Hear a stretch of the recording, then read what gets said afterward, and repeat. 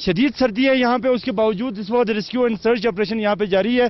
यहाँ पे मशीनें भी, हैवी मशीनें भी काम कर रही हैं, जबकि यहाँ पे जो पाक फौज के बाहिम्मत और हौसलामंद जवान जो हैं वो भी यहाँ मौजूद है। यहाँ पे इस वक्त सर्दी का ये आलम है कि दिन के टाइम भी दर्जा हरारत -7 यहाँ पे रिकॉर्ड किया गया है, जबकि रात के टाइम यहाँ पे दर्जा हरारत -15 रिकॉर्ड किया जा रहा है। और यहाँ पे रात 12 बजे तक -15 में भी यहाँ पे काम किया जाता है। गो कि शदीद सर्दी के बायस यहाँ पे जो मशीनों की रफ्तार है वो कम हो जाती है, और इंसान जो जिस रफ्तार और सलाहियत के साथ मैदानी इलाकों में काम करता है, यहाँ पर शदीद सर्दी के बायस उस रफ्तार से काम नहीं कर पाता है। जबकि यहाँ पे जब रात 12 बजे काम ऑफ किया जाता है तो सुबह दोबारा मशीनों को ऑन करने के लिए मशीनों के नीचे बाकायदा हीटर जलाने पड़ते हैं।